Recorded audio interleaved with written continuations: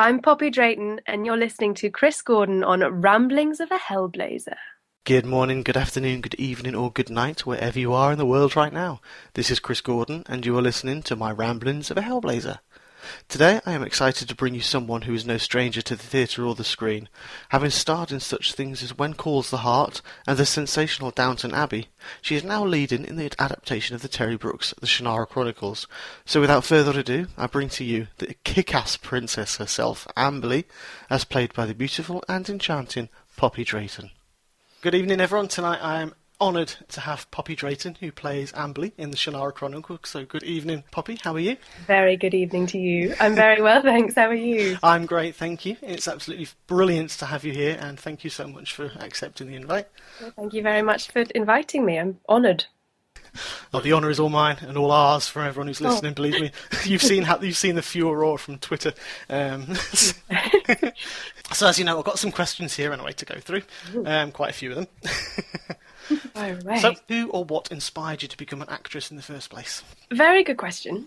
Well, I travelled a lot when I was a kid, and I think despite all the change and sort of the disruption I had growing up, because we lived in sort of loads of different countries. I mean, we moved on every 2 years until I was about 12 when I came back to England. So I had a lot of change in my life, and I think that drama was the one constant. It was the one thing that was the first thing I'd do whenever I got to a new country. It would be find out what the drama club was, or, you know, get involved with acting classes and do workshops and things. So I always just loved doing it as a kid. And it was the one thing that was sort of the like constant thread that ran through my childhood. Oh, cool. Great. Lovely answer. So what role would you kind of aspire to do? Obviously, if you've been in it since you're a little child, what was your aspirational dream? Well, I was actually really lucky because I was able to play one of my dream roles as soon as I left drama school. All right. My first role when I left drama school, I got to play Juliet in Romeo and Juliet. Oh wow. It was just a dream. And it was open air, so we were, you know, battling against the elements, and it was set in a real castle. So our stage was a sort of beautifully encircled by this glorious castle up in Stafford, and it was wonderful. And you'd start the play, and it would be sort of quite light out, and everyone would bring their picnics, and then they'd sort of like gather in the stands, and then you'd start the play, and it would normally be quite a pleasant like summer's evening, and then as the play got like darker and darker and darker, as Romeo and Juliet does, the weather would normally start to turn too. So it would suddenly get really stormy, and then the rain would come. Oh wow! And, we used to pride ourselves on never cancelling a performance. So we would carry on going with just the heavens sort of raining down on us, and all of us just sort of like, you know, trying to see each other through the like curtain of rain that was between us on the stage. And there was I used to, because for Juliet she's in a slip most of the time, and there were these benches around the side of the stage. Yeah. By the time I'd have to go and sit on them at various points, and as I would go to sit on them, there'd be huge puddles just in the middle of these benches, and I could hear 1,000 people of this audience all go, "Oh!" So I'd sit down, which was wonderfully funny, and I did struggle not to laugh because they were just pitying me so much. Yeah, absolutely drenched. That sounds great. It's very atmospheric if the weather actually worked with you. Yeah, it's a bit of pathetic fallacy going. Yeah. Awesome. So is it sort of film and TV, or what is where you want to go, or would you like to do more theatre work, or mix it up? All three. I mean, I honestly can't choose. I get this question a lot, and I think a lot of actors do, and it's so hard. They're all so different and unique in their own little way, and you sort of fall in love with whichever one you're doing. At least I find I do. Yeah. So when I'm in a play, I go, "Oh my god, I just want to be in plays for the rest of my life. Like, just this is it, and this is wonderful, and this is marvelous." And then you end up getting a film job or a TV job, and then you go, "Oh my god, this is what I want to do. This is it. This is wonderful." And so I think keeping it as varied as possible will probably satisfy me the most. But I just can't help but fall in love with it every time. Which Oh no, that's really cool. Did theatre myself when I was younger, and yeah? at one point I was going to be an actor, but I was going to go to LAMDA. I was asked to take the entrance exam for LAMDA when I was 17. And I was doing drama for my A levels and stuff. Sorry, so I'm turning it around on me now. Sorry, but I was doing drama for my A levels, but I was in Smike because I'd already done Annie, so I was Drake the butler. Very nice. And it was right about the time when the X-Files came out, so I had everyone laughing in the audience, and it is that feeling, isn't it, when when you can see the working, because they turned around and it was like I had to say the FBI, so it was like Mr. Warbucks, it's the FBI, and I said it the way it said was so disdainful. Everyone just fell out laughing, but I'd copied it from the X-Files from Mulder. Well, there we go. But yeah, I was in Smike. I mean, my parents pulled me out of the musical because it was my A levels, and they thought it was not the career you want to be going down. So they pulled me out, and I sat and cried when I watched it. And every time I go to the theatre now, I just sit and dream, and just I just fall and picture myself on stage. It's just a beautiful thing to go. There's always time. That's the wonderful thing with acting, is that you can join it at any stage. That's very true. Never too late. Well, if anyone's out there, you guys want me for Shannara, I'm out here. Shameless plug. Shameless plug. Yeah, I'll put I've got pictures everywhere because when I tweet out my podcast, I can send it usually with a big picture of a plug flashing as a trench coat. Shameless plug. Yeah. Cool. So, what was the most difficult scene for you to film across all of your work that you've done? Gosh. Well, I did a film job before Shannara, directly before, in which my character is drowned. Right. And so that was really, really tough to film, both emotionally and physically, obviously. Because I'd and actually we ended up reshooting it because there wasn't enough water, so I got drowned twice, which was rather charming. Yeah. Yes, you sort of don't hope that'll happen. You're sort of so relieved that you've survived it. Well, obviously not, your character hasn't survived it, but you sort of got through it, and then to go through all that again was quite tough. But it was kind of, I mean, as difficult as it was to film, it was actually pretty exhilarating, and you almost, it was such I often find that the hardest days on set are the most rewarding in a way. Right. Because you are forced to put so much into it, and you give so much of yourself, and it's when you hit that sort of real rock bottom that then you walk away going, okay, that was, I can be a little bit proud of that, or I can sleep easy tonight because that's because I really gave it everything. So I think that was probably the hardest. All right, excellent. Now, I know plethora of fandoms who is at B for Break Feast, which are some cracking names out there. The twist on that question was slightly, what was the hardest scene in Shannara for you to film? Oh my gosh, hardest to film in Shannara? I mean, a lot of them were quite tricky because a lot of us did get the giggles quite a lot. Right. So, I mean, hardest in terms of giggling there are various, so it's hard to just choose one. There was one day in particular where Austin and I, so Austin plays Will. Yeah. Will in the series. We had to walk up to Cephalo, who's played by James Remar, and we had to, I can't even remember really what the scene was about. It was just a fairly, just a chatty. It wasn't nothing dramatic or particularly, I shouldn't say particularly exciting, happens the whole series. But it was just a sort of talky scene, essentially. And I don't know why, but we all suddenly got very giggly.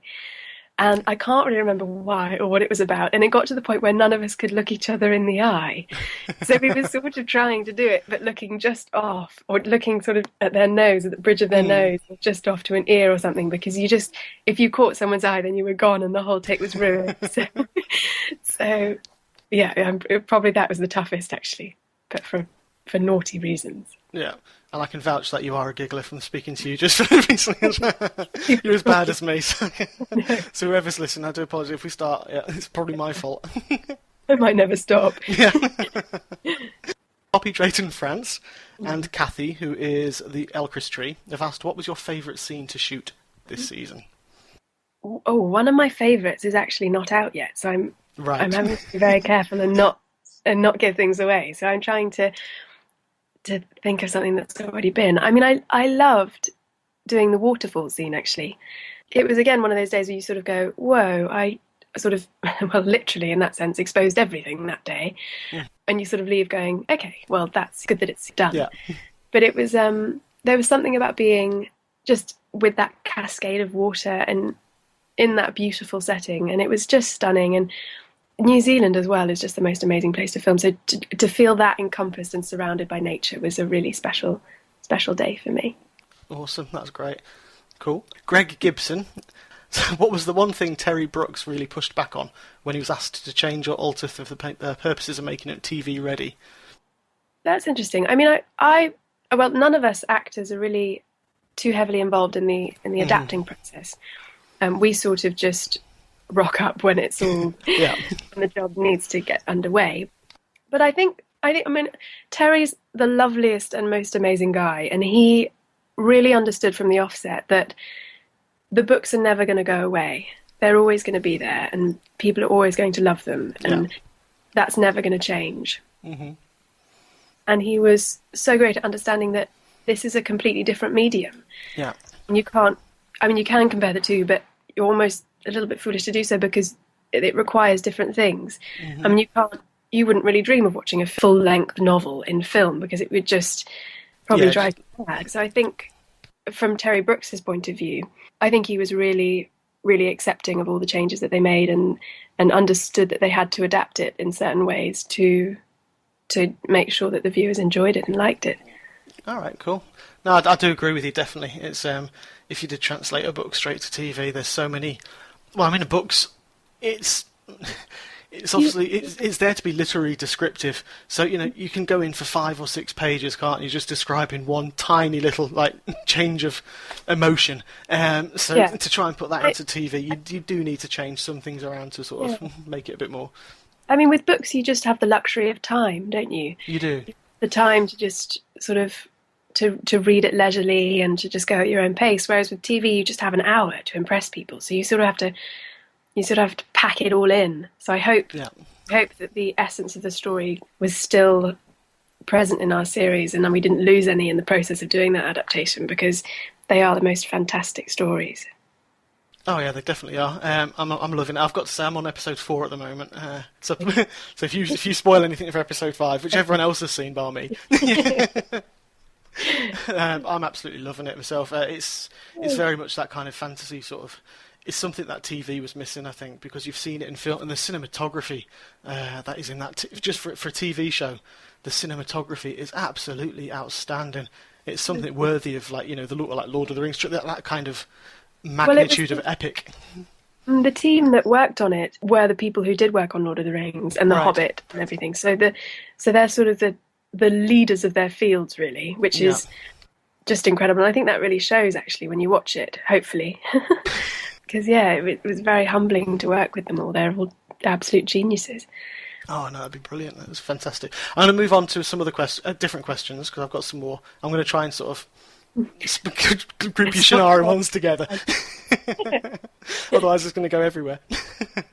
Okay, so Murtor, who's Wade Wilkovich, is there any chance that Eritrea and Amberleigh will fall in love? Now, this is a theme that you've seen is quite inherent across the questions that have come out. It's a funny one, that one. We've got a lot of attention, I think, Eritrea and Amberleigh. I think they've got quite a few fans for the two of them getting together. I mean, I suppose I'm just going to have to say that you'll have to wait and see and watch the rest of the series and do an annoying, mischievous answer like that. But who knows? All right, there you go. Okay, so Leia, who is at the real Eliza, she's asked, can you describe Ivana Baquero in 3 words? Oh, bright, beautiful, and badass. I don't know why they're all B's, but they are. That's pretty well done. Cool. And how do you feel about the relationship with Eritrea? Again, that's just very themed questions. This is the same from Leia. Yeah, I think they have a really interesting dynamic, actually, the two of them.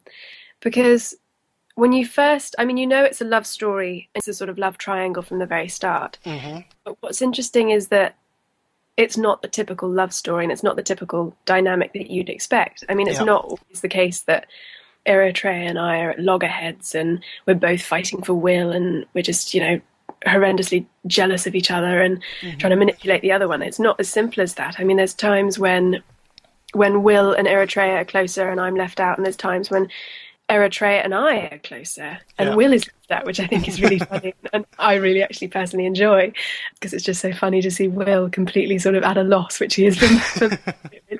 So yeah, I think what's so interesting about the two of their characters actually is that they're so similar, really. I mean, they're both so stubborn. They're both very fiery and feisty. Yeah. They're both very brave and very courageous, and they are both good people and both good-hearted. And I think the real interesting thing that comes from that is the fact that they are so similar, and yet they've had such completely polar opposite starts in life. I mean, one from sort of the richest of the rich, and the other one the poorest of the poor. So it's a really interesting thing to see two girls who are essentially so similar and almost mirroring each other, but having had this completely different upbringing and different experience brings them to that point where they both need to, galvanize together and try and save the four lands. So yeah, it's a really fascinating one. I could ramble on for hours, but no, that's cool. I say it's definitely visible as well, because obviously I've only just seen episode 4, and that's where you see them all coming together again, and you can see that different side to Eritrea as well, and you're building up now, and that's those relationships and those personalities are really sort of gripping even more than they were, and you can it's very fiery when you're both on screen. It's I'll just say, for a bloke with my wife sitting in the other room, it's fascinating to see the power and the dynamic of two powerful, strong, beautiful women on the screen together, and it's just really, really good to see, and it comes across so well as well with the characters that you've got. So can't wait to see more of that. I'll be hopefully watching episode 5 soon. So yeah, as we go on with the seasons, it'll be fantastic to see that dynamic and that triangle sort of strengthen or weaken, depending on how the story's going. Probably both. True. All right, so Glenn Upton, who is at the Moon Bear on Twitter, asks, what part of New Zealand did you like the most? Oh my goodness. We did the majority of our filming around Auckland. Which was wonderful. I mean, even just around Auckland, in that sort of relatively small area, they have the most amazing countryside. And they have black sand beaches, and they have golden sand beaches, and they have pine forests, and then they have waterfalls everywhere. And they just, I know, it's incredible. And so you felt like spoilt, really, just in that small little area around Auckland. But it got to the end of filming, and I just realised that I looked at the whole map of New Zealand, and I was like, I haven't explored nearly enough of this place before I go. I can't. It felt so wrong leaving and not having explored. So at the end of my filming, I went down to the South Island and had a little bit of an explore around Queenstown, which was just stunning, and ended up going on a skydive, which was really cool. And just sort of pottering around and just sort of seeing a bit more of New Zealand. And I actually went back recently again. I just can't get enough, really. to explore it some more, and I did a trip from the bottom of the South Island to the top of the North Island, which took about 9 days, and it was just an absolute dream. It was lovely. Oh, lovely. So I don't know if I could choose one place. I think it's just an absolutely magical country, and if you can get there, do. Awesome. I'm trying to get there for this year, actually. Still sort of kind of thinking about going. I just love to go there. You see it all down there, and you're right. It just looks outstanding. You do sort of feel like you're walking on a film set the whole time. This is obviously when I wasn't walking on a film set. Irony. But it does just look like green screen. It just looks too beautiful to be real. It's quite extraordinary. Awesome. Excellent. So, Nicola Ankerfawler, who is at Stius, is, which of the Amberleigh costumes would you like to use in real life? Oh my gosh, all of them. All of them. I mean, she has some glorious dresses. She has some really stunning dresses. I mean, one of the really beautiful ones was it almost looked like liquid mercury. It was sort of, it was like silver, and it just felt incredible on. It just moved with your body so beautifully. And then there was obviously the red one, which was wonderful, but you did sort of feel like you couldn't. It was very difficult to sort of walk around or sit down. I mean, it was very sort of logistically quite tricky because there's not much of it there.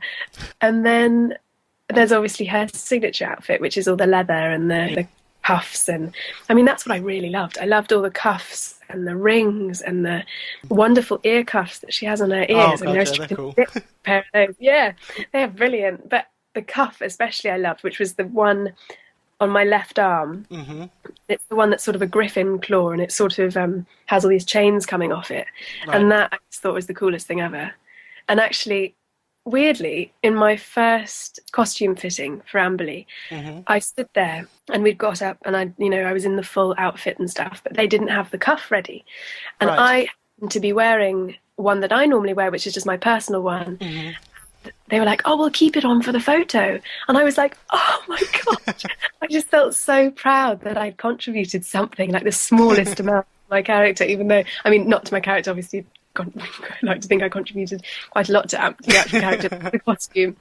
I was just chuffed to bits that something of mine was in the costume photo for the initial costume fitting. No, that's pretty cool. I say there are some stunning costumes within the show.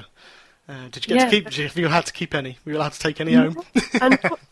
Not, no. I mean, would that I could. I mean, I'd probably still be in the leather now. Okay, so Yuta, I really apologise to everyone I'm trying to pronounce your names on Twitter for you. Besides Amberleigh, who is your favourite character in Shannara Chronicles? Oh my gosh.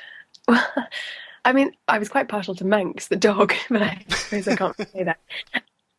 Oh gosh, that's really hard.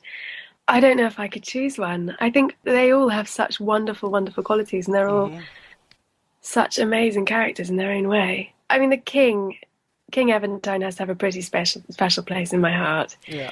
Played by the wonderful John Rhys-Davies. So yeah, it might have to be the King. I love the irony with him as well. Obviously known so well in recent years for being elf-hating dwarf, and now he's the king of the elves. Yeah, exactly.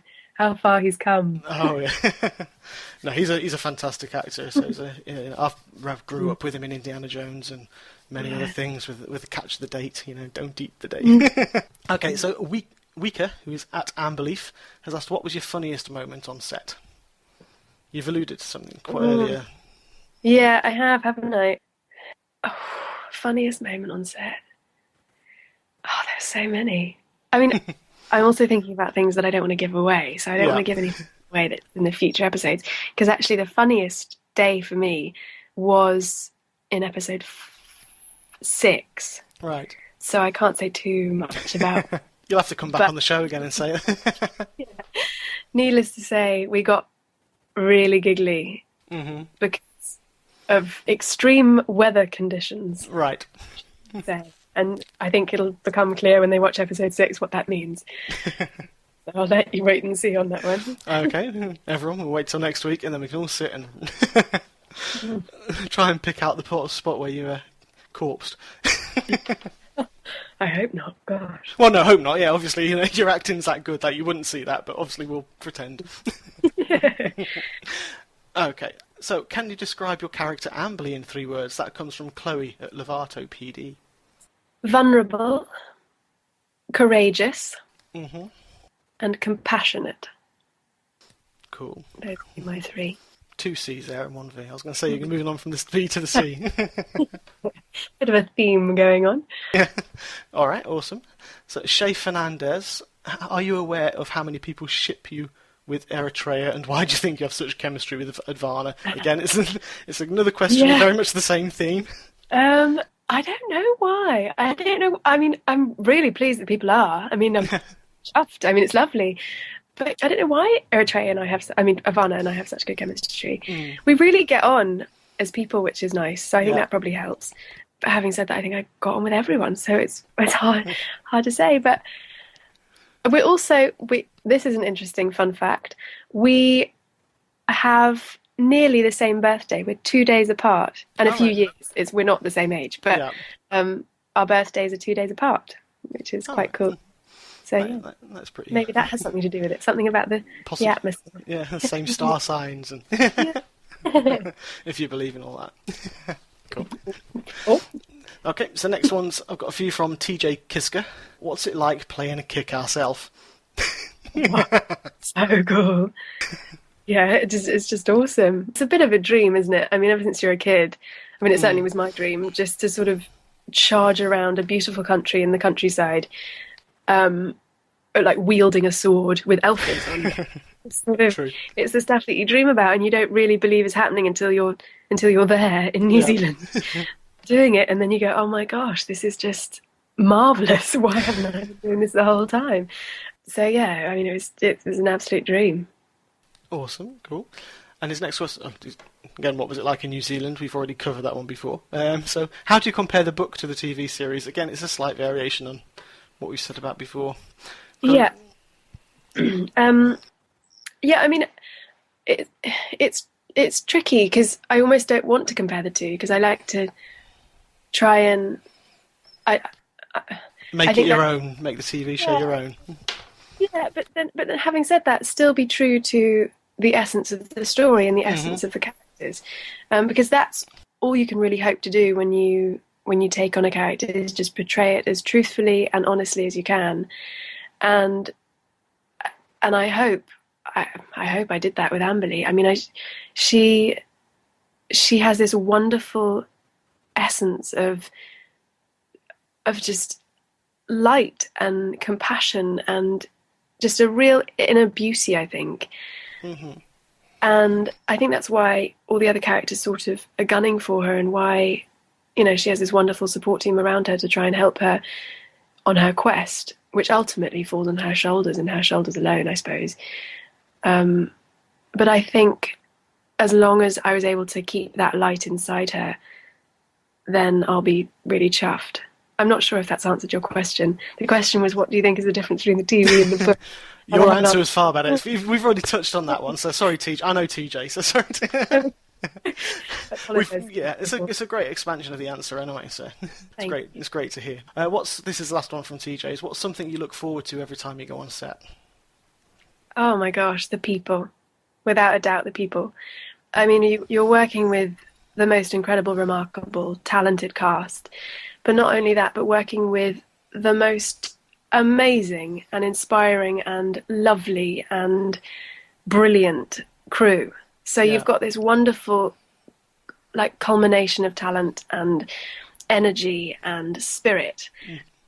And that it makes me smile just to think about it, because I would wake up and be so happy to just go and see everyone, and to just chat to everyone, and to just be around those people, because they were all, I mean, I can't even think of one rotten egg in the whole bunch. They were just all so wonderful and so inspiring, and I just fell in love with everyone. That's really sweet. You can, again, it's I think something like that as well helps the show, because when you've got a cast and a crew who work so closely together and have that bond that you all sort of become, you know, firm friends on set, it shines through, because the relationship shines through, the friendships shine, everything shines through, and you can actually translate that even more so onto a film and onto camera, for people like me and the audience to actually watch. Oh, that's lovely. I hope so. Cool. So moving on to Michael Aranda. Is he the guy who's just made you into a light bulb, by the way? I can't think it's him, isn't it? That was hilarious. It's pretty good. I wasn't expecting that sort of response. No. I saw the artistic one, then your head stuck on a light bulb. That's pretty cool. Everyone's gone to such amazing lengths. Oh, cool. Yeah, he's asked, did you have a prior interest in fantasy or science fiction, or was Shannara your first real exploration of the genre? Shannara was definitely my first exploration professionally of the genre. I hadn't done much action before, and I hadn't done any fantasy. Yeah. So it was my first real stab at that. Yeah. But I love fantasy films, and I've always been sort of a fantasy fan. I think it's a playground really for people to be really creative and to just go wherever their imagination takes them. And there's no boundaries to it. I think that's one of the most beautiful things, is that you can go however far you want to go with it, and you can be as outrageous as you want to be, and you can push everything to its limit. And I think that from a creative point of view and from an acting point of view is really exciting. And that's why it was so exciting to be on Shannara, because you could create this world and you could watch other people and the designers and the visual artists and the makeup artists and the costume designers and everyone just create this wonderful, like, visionary delight. And then you just got to play inside it, which was just awesome. Really envy you on that. Just being in that sort of arena, that sounds absolutely fantastic. And cool. He's also asked the TV series make. This would be good. The TV series is similar to the other one about changing. It's the TV series makes some substantial changes from the book to the way you're portrayed and the way we're introduced. To Amberleigh. Were you privy to the discussions about how or why the changes were made? I kind of touched on it before when you said you go up there and you're not involved in that sort of a stage. Yeah, not really. You're in charge of sort of portraying your character as best you can, and so I wasn't involved in the sort of process that converted Amberleigh from the book to Amberleigh into the series. Yeah. So I just sort of worked from that point, from the scenes that I was given in the script. Sorry, I've almost lost what the question was. Do you mind? Yeah, no. With the substantial changes from the book to the way we're introduced to Amberleigh, were you privy to those discussions about the introduction to how you were introduced? Right. Well, yeah, because the Gauntlet wasn't actually in the books at all, and I think one of the reasons why Alan Miles, who were the producers, were so keen, and all the rest of the leading team on that side, why they were so keen to present her as such a strong character is because, you need to really establish that from the beginning, and invest in a character that you are inspired by. And I know, certainly reading it, as soon as I read those first few pages, I went, oh my God, this girl. Yeah. She's incredible. She's fighting against all these sort of social prejudices and social conventions, and she's really trying her hardest to break free from those. And so I definitely connected it with her from that moment on, really. And also I don't think we have enough of in this industry at the moment is really strong female roles. Yeah. And I think that was one of the really wonderful parts of the job, was the fact that I got to portray someone who is a really strong, powerful, brave, courageous young girl.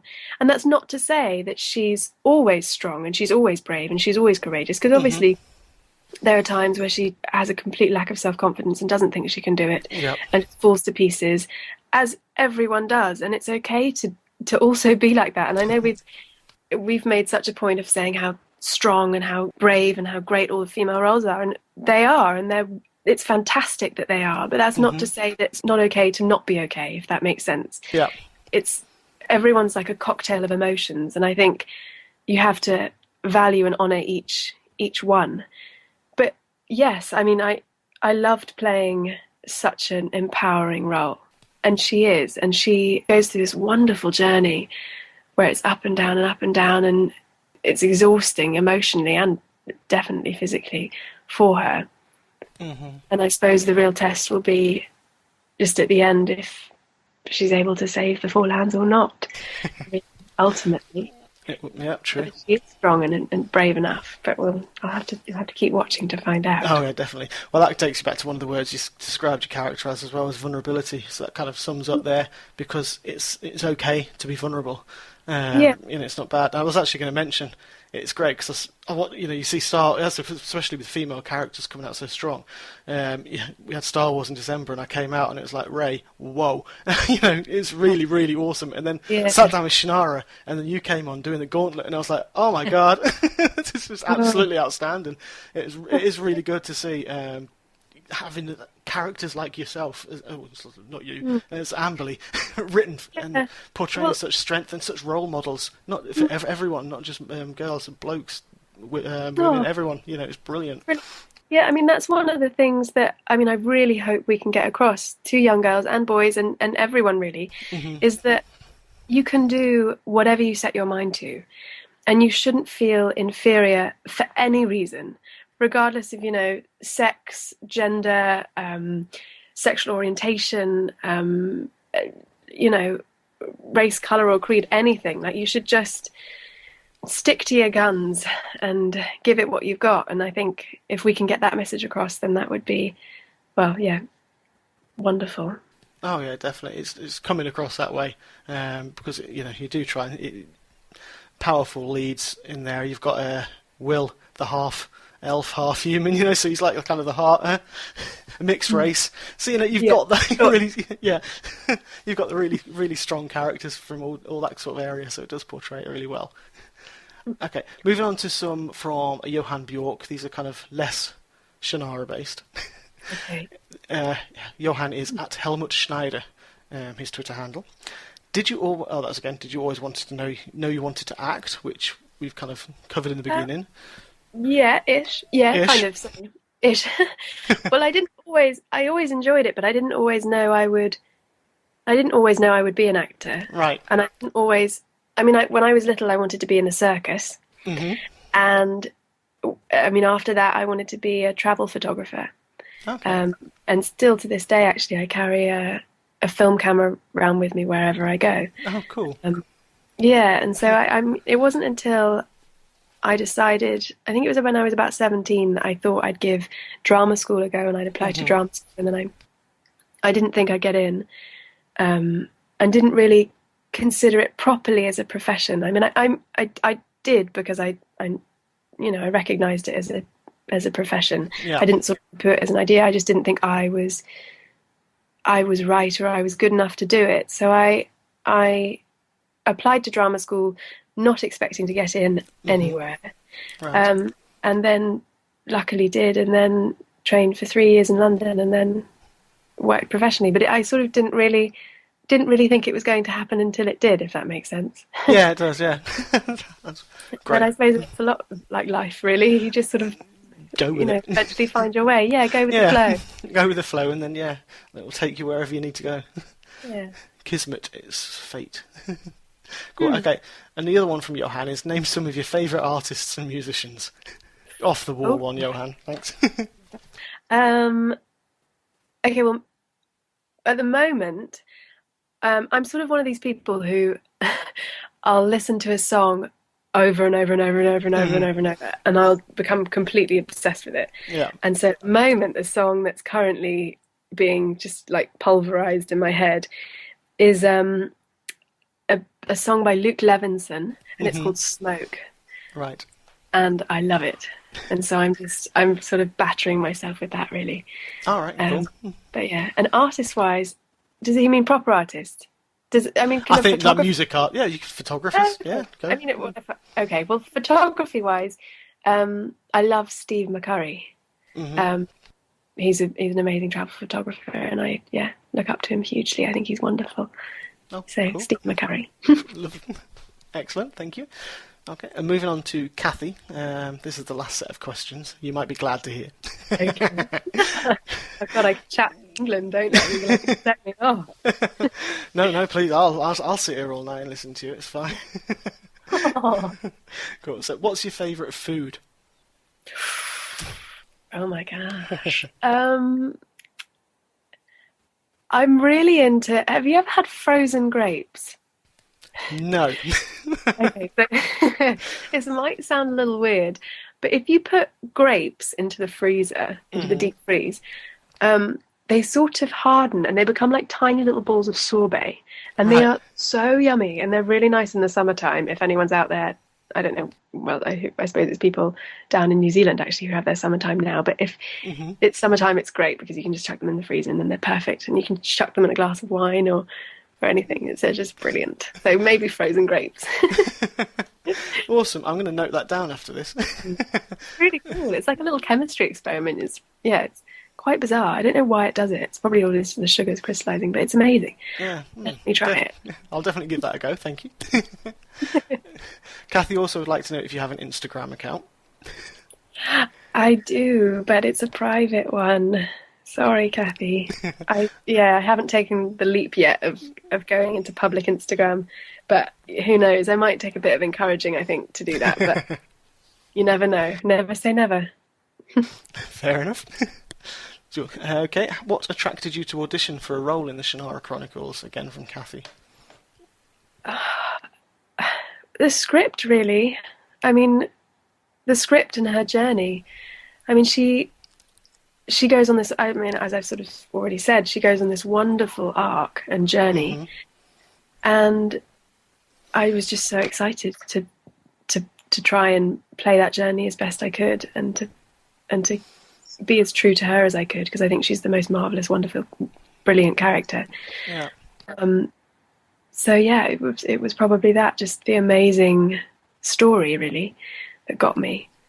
Awesome. Yeah, it's quite simple, really. I suppose. That's fine. No? That's what drew you in. That's what drew you in. So it's it's kind of what grabs you when you first see it. So that's pretty cool. She's also asked, the last question from Kathy is, have you read the books? I have. I read The Elfstones of Shannara before I wasn't aware of the books before I got the audition. Mm-hmm. Yeah. And then as soon as I got the audition, I read the script, and I looked at the scenes and learnt the scenes, obviously. And then after I came out of the audition, I was like, I must read this book. This is the best book ever. So I went away and I got the book. And I was also, I was doing a play in Piccadilly Circus at the time, and was also packing up my flat. So I was sort of madly running around and trying to sort out Christmas presents and stuff. So it's just that hectic before Christmas time. Yeah. And I also bought the audiobook so that I could listen to it when I wasn't able to read the books. All right, yeah. So I was sort of, any opportunity I could get, my nose was back in that book, or my earphones were back in, and I was carrying on with the story. Yeah, and I just fell in love with it, as I think, well, so many people have. That's why he has such a wonderful, huge fan base, because how can you not really fall in love with the story? Oh yeah, exactly. I mean, I've got to admit as well, it's one, I've picked the book up after I started watching episode 1. I went straight out and got the book, because I was like, you know what, this is a story that I've got to see, and both read and see as well. That's brilliant. So yeah, it's inspired. So yeah, you guys have inspired me to actually go out and read read Terry Brooks's books as well.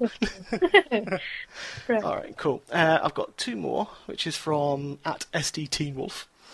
He would like to know if there's any, things came in late, any advice for your fans who want to become actors or actresses just like you? My only advice would be to practice and to train, and to go to classes, and to go to workshops, and to just watch other actors, and actually just watch people. I mean, just be really nosy, and just watch people and observe people, and just have a bit of a play, and try like playing with different things, like try accents, and try putting on different walks and embodying different people's physicalities, because unless you give it a go and experiment, you never really know what you're capable of. Yeah. So yeah, just sort of, it's a muscle essentially, I think. So just try and exercise it as much as you can, and just never lose that sense of play. There's a quote that I love that goes, "Seek the wisdom of the ages, but look at the world through the eyes of a child." And it's by Ron Wilde, and I just think it's the loveliest quote, and I try every day to do that. It's just to learn as much as I can, but also to just be as open and as wide-eyed as a little child is, because you need both of those things, I think, in life. Oh, so, yeah, definitely. Yeah, children are so innocent, so it's nice to actually go, look at the world through them, and you never stop learning till the day you die. The day you stop learning, it will be the day you die. You learn something new. So I totally agree with that. Just open your eyes and keep that sense of wonder. Yeah, definitely. Talking about, obviously, experiment with accents and stuff, I'm not going to do my impressions. If you listen to my other podcast, I'm not going to do it on air. I've done them before. With Yoda, Donald Duck, and... my little... I can do that. Can you do the duck? Go on. Okay, you go first. Hang on. I'll put myself on mute for a minute while I get ready. Sorry, everyone. Drum roll.